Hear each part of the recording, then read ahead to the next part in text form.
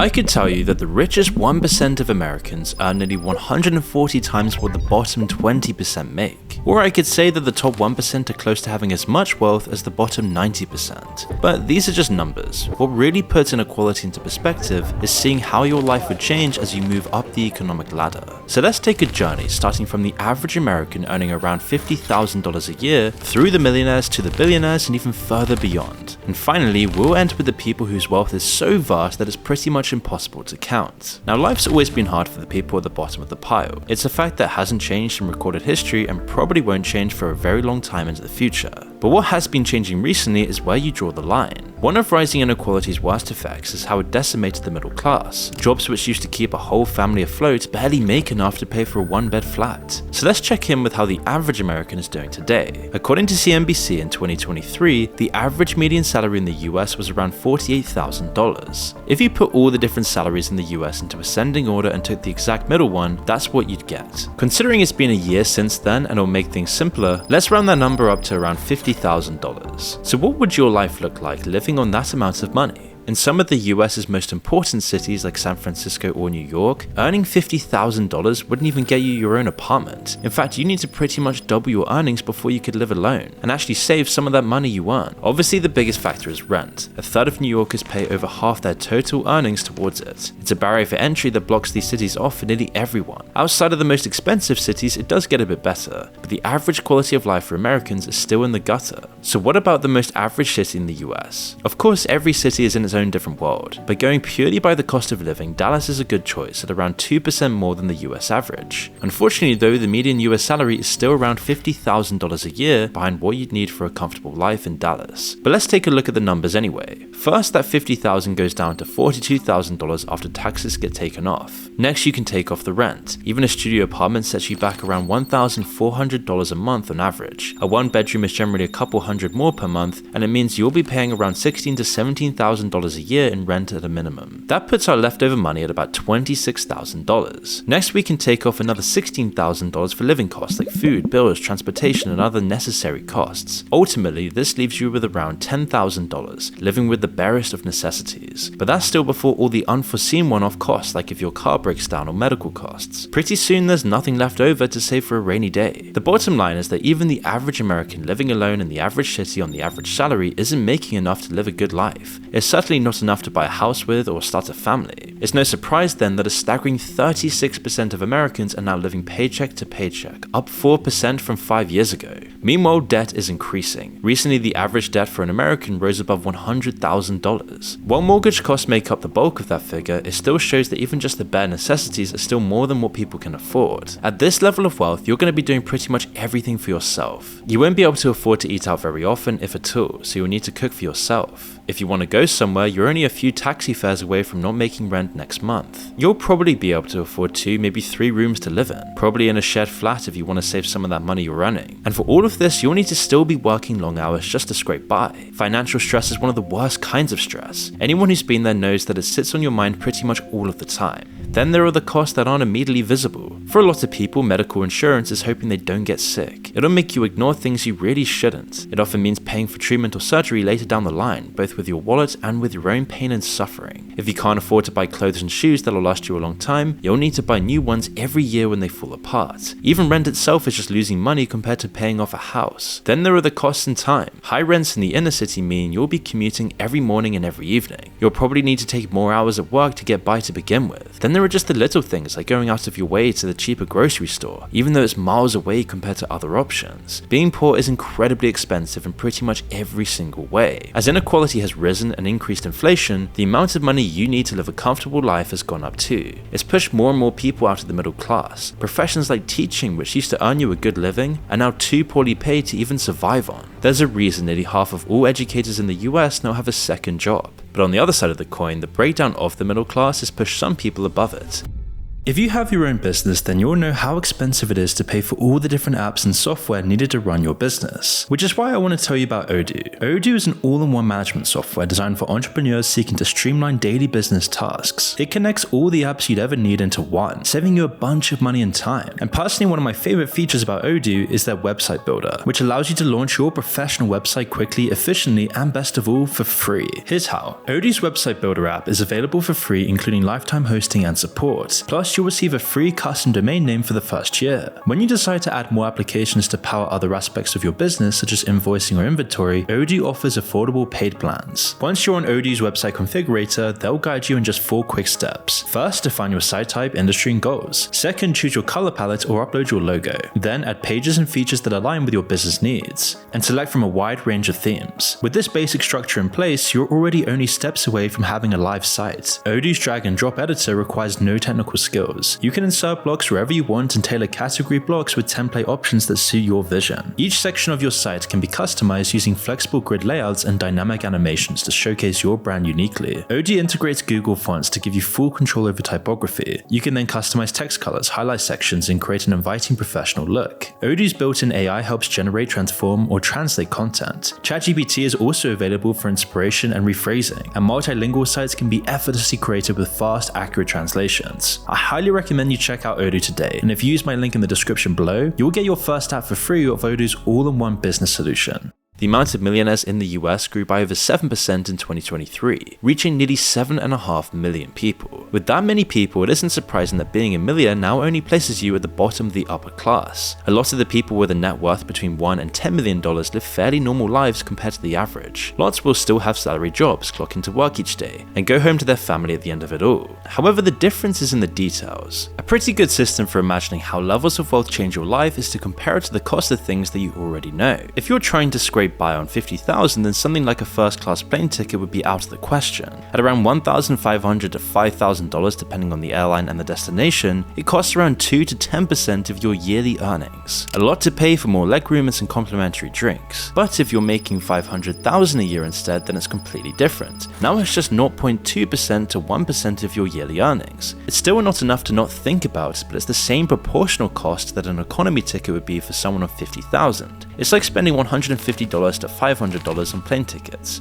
If you want to splash out on luxury, then you can. As your earnings increase past that point, it obviously gets even more affordable. Pretty soon, a first-class ticket costs the same proportionally as a meal at a fancy restaurant for someone with a regular job. You probably still can't do it every day, but it's manageable. Meanwhile, that meal that would have cost $80 goes down to $8 or less. The bottom line is that rare treats for regular people become normal, and things completely out of their reach are suddenly there for the taking. At the upper end of this wealth bracket, the way you interact with the service economy starts changing as well. At a net worth of $10 million, you can now begin to think about employing people just to make your life easier. A personal assistant to plan your schedule and deal with all the small things that you can't be bothered with. Or maybe an in-house chef to bring whatever restaurant quality food you want in your kitchen. The idea of paying someone else's salary is completely out there for someone making a regular salary themselves, but paying that $40,000 assistant salary is the equivalent of a regular person paying $400 a year. It's easily affordable. It's no surprise then at this level you can already get attached from the experience that most other people have. So many of the struggles and problems that regular people deal with are gone because you can afford to pay someone else to do it for you. Buying your groceries, driving you around, even raising your kids, it can all now be paid for. It's at the lower end of this wealth bracket where you find the happiest people overall. Studies vary on what that actual figure is, but it usually ranges from around $100,000 to $500,000 a year. It's key to make enough to give you a comfortable life, but it's not too much. Otherwise, it begins to alienate you from regular people. At this point, you're not rich enough for your own personal entourage or anything like that. Instead, you can safely assume that people you spend time with actually like you and not just your money.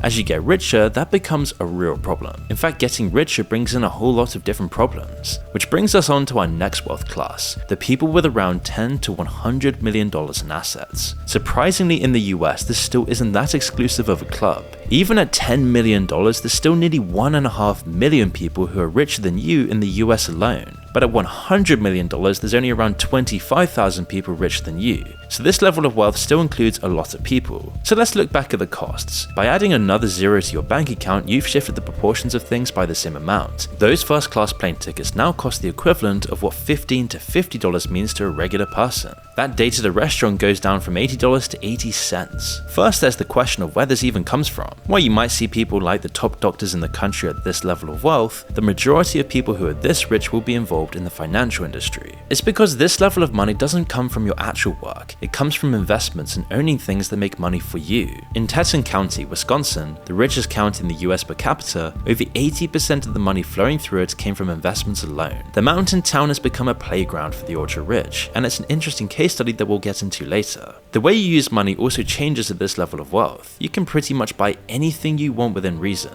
So instead, money becomes a tool for increasing your status. You might be proud of your new $2 million boat, but your friend just bought one for $5 million. It's a constant competition, especially for the newly minted multi-millionaires. At this level, status becomes everything because it's the only thing that'll open the doors to high society. While those first-class tickets are certainly more affordable, it won't look good to your new friends. So instead, you'll now need to charter a private plane if you still want to fit in. Everyone is trying to climb the ladder, and to do that, you need to spend more as you get richer. A net worth of $10 to $100 million might be enough to get you in the doors of some private golf clubs, but it won't make a big splash. While you might now start brushing shoulders with the true elites, you'll still have to make an impression to get on their radar. And we've only talked about going up so far, but there's also people going down the wealth ladder as well. There are generally two kinds of people you'll meet at this level of wealth: new money who are climbing the ladder, and old money who are slowly losing their fortunes. There's a constant tension between the two groups. Recently, we've seen more self-made millionaires and billionaires than ever before. Meanwhile, lots of people from traditionally rich families are losing it all trying to hang on to their old lifestyles. The differences are even more pronounced when you get into the next level of wealth. Centimillionaires, or people with a net worth of over $100 million.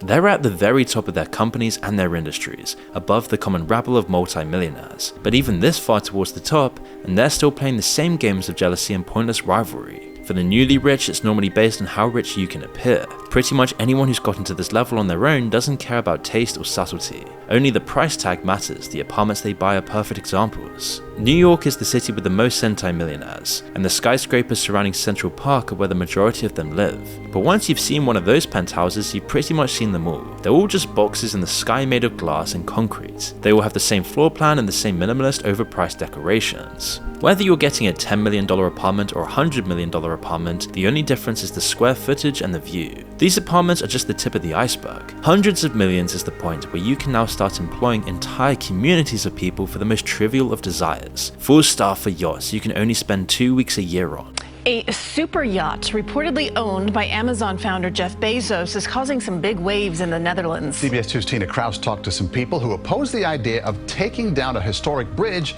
to make room for the billionaire's boat. It's a bridge over troubled waters in the Netherlands as city officials in Rotterdam consider a plan to take apart the historic structure to make room for this, the largest sailing yacht in the world. Permanent workers for homes out in the middle of nowhere. It isn't uncommon for people at this level to own over 10 properties for their own personal use, outside of their massive real estate portfolios. People at this point will have their own private planes as well, rather than just chartering them out. In fact, they often rent out their planes when they're not using them. Everyone at this level of wealth has a lot of power just from their money alone.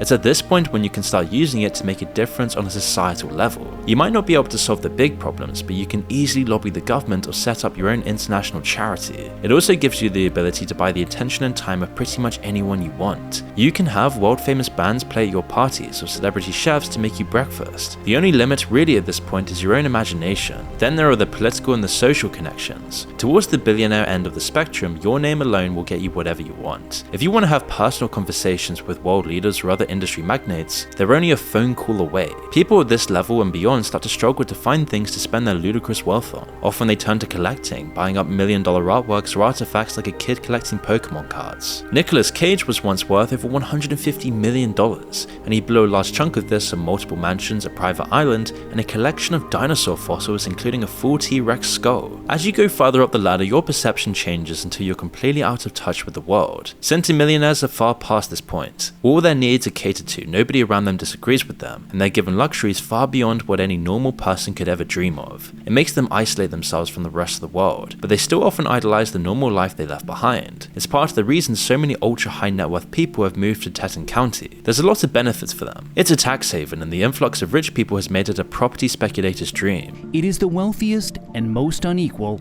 in America.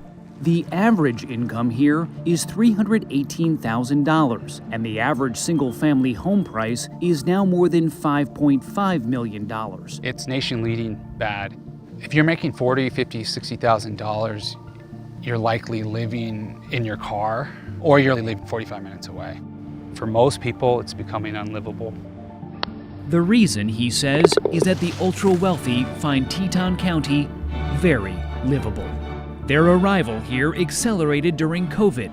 The desire for multi-million-dollar mountain escapes has created a new land rush. But perhaps more importantly, it lets them cosplay as working-class Americans. They can spend their time hiking in the Rocky Mountains or fishing in the rivers, then come home to their comfy multi-million-dollar mansion. It also provides psychological insulation against the simple fact that their lifestyles are toxic to both the planet and society. While living standards for most people haven't really changed or have even gotten worse in the West, the standards for the ultra-rich have skyrocketed. Centimillionaires and billionaires enjoy the excess profits of entire industries, using it to enrich themselves further or just for frivolous luxuries. Once you get to the billionaire class though, there aren't really that many more changes. Everything just gets even bigger. Those connections that gave you links to politicians now let you directly influence public policy and put you on a first-name basis with world leaders. Instead of mega yachts, you can afford entire fleets of luxury ships. Forget a private plane, you can now buy your own airport and even your own airline. Which is why most billionaires stay out of the spotlight, while a few like Musk and Trump have leveraged their status for even more influence. Despite the completely insane levels of wealth they've attained, they still aren't actually at the highest level. The true wealthiest people in the world aren't going to show up in the Forbes list because their wealth can't be calculated. Multi-millionaires might dominate a whole company, while billionaires control entire industries, but these people dominate whole countries and societies, hoovering up the excess profits. Putin's one of these people. It's estimated that he has over $200 billion in his personal portfolio of assets tied up in land, property, art, and oil rights. But at this level, wealth goes beyond just money and stuff. Being at a net worth of 230 billion, roughly, being perceived as the richest person on Earth. Well, I think Putin is significantly richer than me. You really do, yeah? Yes. Money is just a means to an end, a way to change the world around you. But the power these people have outdoes all of that. It makes money alone meaningless, just something to distribute among your cronies and your subordinates. While billionaires can buy mansions and secure compounds, people with this higher level of wealth can buy entire cities. Just look at what the Saudis have been doing. Their control of a large portion of the world's oil supply have made their royal family the richest people to ever exist. Some estimates put their net worth at over $1.4 trillion, and it could easily be a whole lot more than that. With that many zeros, pretty much everything loses its cost compared to your total wealth. But the richer and more powerful you get, the more worried you become about losing it all. It's this pressure, plus the fact that there's nothing else to do with it, that has spurred on the construction of massive vanity projects in the Middle East. Dubai's fake islands and Saudi Arabia's ridiculous Line City are just a few examples of this. They're so rich that they're building a city-sized, air-conditioned glass building in the middle of the desert, set to house 9 million people once it's completed. Meanwhile, Dubai has spent millions and millions importing special types of sand to make their artificial islands. Regular desert sand just doesn't stand up to the tides. The levels of wealth and waste it takes to complete these projects are truly dystopian. Their hope is that once the world gets over its addiction to oil, these futuristic tourist attractions will be enough to sustain these places' economies. Along with these mega projects comes the standard luxuries that billions can buy you. Fleets of super yachts and private jets, whole crates of cocaine and other drugs, mansions and estates across the world that used to belong to royalty. At this point, we should take a look back at where we started, from an average salary all the way into the trillions. Modern society has enabled inequality that outshines any other period in history. Even if you saved every penny you earn from an untaxed $50,000 salary, it would still take you 28 million years to equal the Saudis in net worth. And with inflation, this basically just makes it impossible. The world's economy is constantly working at a breakneck pace to support these people and their level of luxury. Every year they manage to squeeze out more money and take more control of society. It can only continue on indefinitely if technology and human development can somehow outpace human greed. We haven't seen these levels of decadence in human history before, but we have seen the same cycle of decadence and decay happen over and over again. Eventually, it all comes crumbling down. We can only hope that if it all does fall apart, they won't take the rest of the world with them.